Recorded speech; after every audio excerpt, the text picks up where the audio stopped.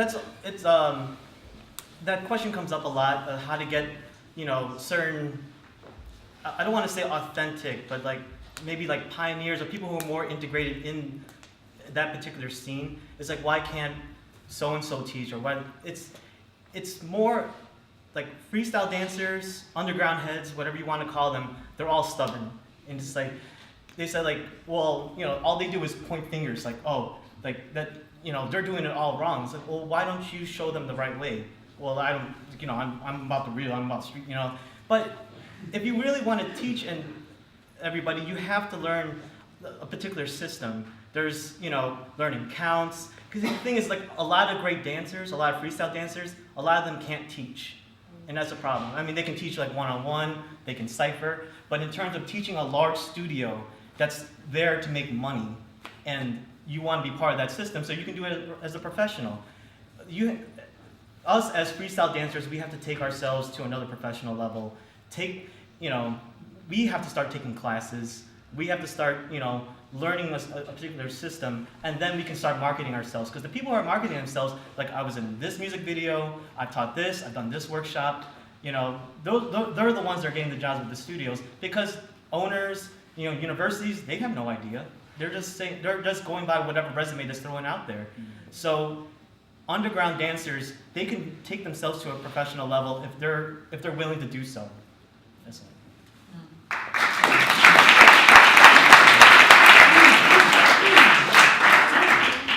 I guess I'll chime in on that. Both excellent stuff that was said by Chuck and Sneaks. I want to say this too, and I always say sometimes what you're looking to find, you're not going to find in the studio all the time. You know what I mean? I believe that education happens in and outside of these kind of spaces. So like, again, referring back to the intellectual masturbation session, when you leave here, it's not like, oh, that was cool, that was a great event, and that I've been in a lot of Q&As and a lot of discussion stuff. It's very important to follow up, to have steps, to have movement, to trail, to keep it moving afterwards. Because, I could say, would it be the same if someone from Chicago, if Pop and Chuck organized this, how many would be here? I'm just saying, I think that we really have to learn what it means to support and to be a community. We have to recognize the people in our scene who have certain gifts, talents, skills, resources, right? I used to work at the University of Hip Hop, which unfortunately was shut down or is no longer, But in there, one of the things we said that hip hop stood for was healthy, independent people helping other people. You can flip those words different ways, helping our people, indigenous people, whatever. Okay, but understand that it was about being independent, and it was about help, and there was R. You know what I'm saying? Right. So there was a community, and I think that's what needs to happen. If you look at the music industry and you depend on that to tell you what hip hop is, you're not going to ever get it. Okay, because you got to understand the music industry is a business. And majority of the stuff that you hear on the radio is not in alignment with the same principles that hip hop was talking about.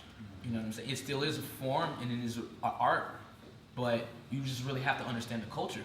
You really have to understand the culture. And if you really are about this, then you will. And if not, cool, maybe something else is for you. You know what I'm saying? It is sacred. For me, hip hop is very sacred. It gets exploited, it gets abused. Miley Cyrus twerking. Come on, you know what I'm saying? Like, how many times have you seen that? Like, and why is that cool? Why is that hot? You know what I'm saying? And why are they focusing on that? You know what I mean? Like, there's so many other things that are empowering. I just feel like mainstream media really takes you away from the truth. Okay. And it's the same with the culture. If you really want to learn it, you find the people. You'll know. They'll steam. They'll vibrate. You'll know who they are. You know what I mean? And as far as the studios, what he said in terms of marketing, being able to present yourself and give them a resume or give them something that they can market, because that is the world we live in. That is the society we live in. That is important. but we also need people to be those mediums, you know, to do things like JoJo is doing here, to give us a platform for us to build. You know, she just set it up, spin it, and let it spin by itself. You know, but I will say it's important to connect, and we all have different channels and we all have ways to access. So get a hold of those people, and then the more stuff that we bring into the more things that we bring into the table, the more control we can have. So like, instead of John making a poppin' video, you know what I'm saying, as a resource, you know, or writing a academia book about hip hop, which like you never practice no elements, you know. I think we need to be in those places and we need to be doing those things. So I think that will help it.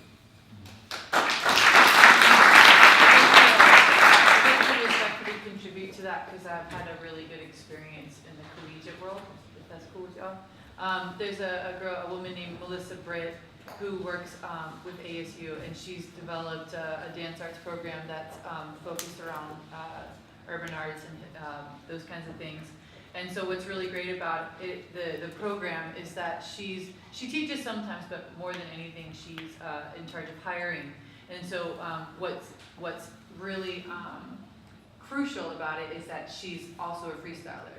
It's not her life, she's not a freestyle head. She goes to jams, she goes to battles, she goes to events, she goes to clubs, and she doesn't always battle, but sometimes sometimes she does. But she's very invested in really understanding it, and she understands it very intellectually.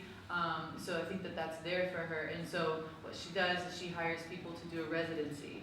You know, one of the main issues I have with these workshops from LA heads is that they come in and they teach 2 hours, and you know they think that they can make an impact, but unless you're shifting the soul, you know, really you can't really have a significant impact. So what she does is she brings people in for 2 weeks, 3 weeks, 4 weeks, sometimes 8, and so that you really get an understanding of that individual and their theory about their movement, but just about the culture. So she'll pick people who, you know, are an extension of that particular movement. And I think having someone who's hiring that really understands the culture is crucial, and then picking people to come in for a longer amount of time, so that they can also settle into a new mind state of theorizing and intellectualizing. There's a book by Peter Schloss, who's a b-boy from the East Coast, called Foundation, and you know, he was a great writer who grew up in the actual scene, and he wrote about stuff that I used to b-girl a lot, and I read it and it was like I knew it, but I never knew I knew that. Like, he surfaced the subtleties of my thoughts. So it really inspired me to theorize about foundation of foundation and things like that. So I think that's really crucial. So I just wanted to respectfully contribute to that. Yeah. I did. Remember? Yeah. Okay. On a completely different kind of train. In a setting like this, or something freestyle in a cipher, wherever, how do you each kind of find a way to like articulate exactly what you want to express?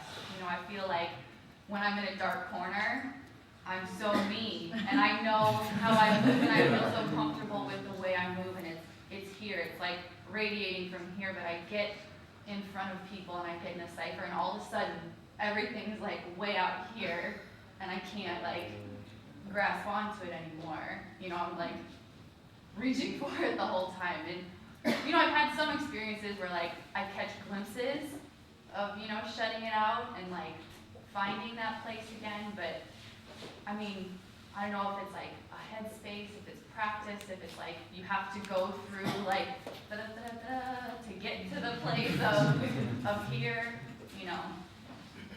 Just Yeah, I would say that's exactly what you need to do. I'm guessing that your question is, how do you like cipher better? Like, how do you enter a cipher and then freestyle better? yeah, I mean, those people who you see, I don't know, you watch them and you're like, they're so who they are, you know? Yeah, it's all about practice, like entering ciphers, entering battles, all that stuff. It's like, you know, cipher heads, they can't battle, battlers, they can't cipher. You know, it's all a different mind state. And if you want to freestyle better, if you want to perform better, you have to keep getting in front of an audience as much as possible. Like a cipher is an audience. Your friends, just dancing around them is an audience. So you just have to get in front of them and do it as much as possible. Go to jams. Like the best way to do is be around other freestyle dancers, because if you're just performing for a crowd that doesn't know what you're doing, then there's really no way that you can critique yourself. Like, you know, my crew, Chicago Tribe, like, you know, we'll hit up a club, you know, we'll have a good time, throw some drinks back or whatever, and then we'll talk, we'll go have dinner afterwards and say, hey, I like that move that you did. And like, oh, I don't even remember what that was because I was just freestyling, and you know, the lights are all low, but we're all intently looking at each other. So with anything, it's all about just practice and stuff. Just like, you know, a lot of choreo heads, they're really good at choreography, and that's a skill in itself. You know, so I just lost my train of thought, but yeah, it's all about just practicing in that area. I'm gonna say this. For me, the freestyling thing is it's an internal thing. You got to understand what it means to be free. All right, that's not you. That's just like jumping into air and knowing that you're gonna be okay or you're gonna fly. You know, trusting you. How many of you trust you? How comfortable are you with you? You know what I mean? They say, look, imagine everyone naked. You know, people say stuff like that, but no, it really is at the very core. When you open up, you know, can you put your heart in front of people? You know, some people might laugh at it, some people might poke it. That's sacred. But are you courageous enough to put your heart in front of people and not care what they think? You know what I'm saying? You got to be free from a lot of different things, because a lot of times this is an illusion. I always say the mirror is an illusion. The mirror is for when you want to fix your form and your shape to confine to someone else's shape or form. But when you really want to freestyle, it is not about this mirror. This is an illusion. Sometimes you just need to close your eyes and let the music hit you. You need to feel the vibration of the music. You need to let those words penetrate into your soul until those words become some kind of meaning through this movement, through this dance. You know, you freestyle. The way you get better by freestyling is by learning how to connect to yourself. Is by deepening and contemplating on that. Mind, body, and spirit. Freestyle is that. It is mind, body, and spirit. You cannot freestyle if you don't have a free mind. You cannot freestyle if you don't have a free soul. You need to physically be able to be free. You need to open yourself up to different types of movement. You know, you're not confined. And so, have y'all ever seen the movie Guardians? No, it's a computer animation about owls. Oh, I love that movie. Okay. All right. Owls and In there, they talk about gizzards. They talk about, when they're trying to learn how to fly, they talk about gizzards. Gizzards. Gizzards. What is gizzards? Your intestines. But what is it? What is it? What is it? Give me another word. Guts. Guts. Your guts. When they say, man, I got a gut feeling. I got a gut. I feel it in my gut. It's an intuition. It's a sense. It's beyond the five senses. Your intuitive sense is another sense that we don't always get to exercise because we're being bombarded with images and sound. But when you take time out to still and be quiet and just be, boy, girl, then you're going to find out that's you. That's your intuition, your gizzard, your gut. That's your free. That's your style. That's your soul. Style is just another word for soul, really. Free soul, free style. That's really what it is. And yeah, be around the people who do it. Be around the people who live it, who practice it. Yeah. You know, I always used to say my whole life is a freestyle. What does that mean? My whole life is a freestyle. That meant that I didn't necessarily know what tomorrow held. That meant that, you know, one day these lights might be on, the next day they might be off. But you know what? I know and I trust myself that I will survive and I will get through it. From slavery to where we are now as people of color, we freestyle our way out. We strategize, but we freestyle. Because, again, being enslavement, not knowing how many acres of land we were on, but we knew what we wanted to get free. We knew that that was our end destination, was to be free. So we had to trust our gut. You know what I'm saying? If someone said, yo, all I know is when it's nighttime, follow this star, and go that direction. And stay from the roads and stick to the trees. If that's the only bit of information I had, that's it. I'm gonna take that information and I'm gonna take the rest and just listen to my intuition, you know, and it's gonna lead me to freedom. So to me, that, you know, you just have to really take time to connect with yourself and with other people, because it will get strengthened by people who do it. You know, people who have a greater sense of intuition or a greater understanding of that, you're gonna get it from it, you know. So I guess I'll say that, and then I'm gonna do it. It's a plug, but it's really not a plug. I want to be able to give you guys, give you guys access to information.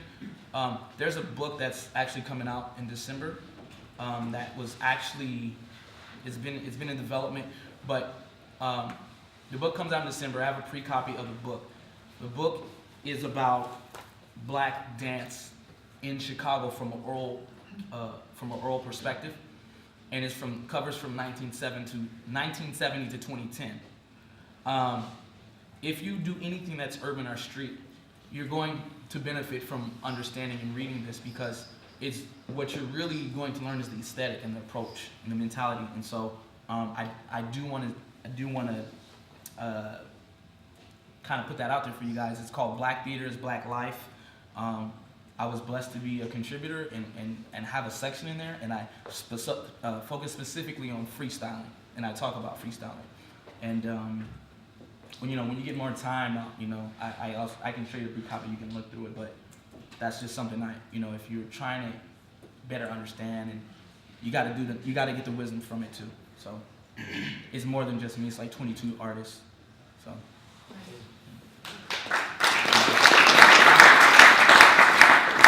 That all connects to what we were all saying. It's funny because he just reiterated a lot of stuff that I was explaining about connecting with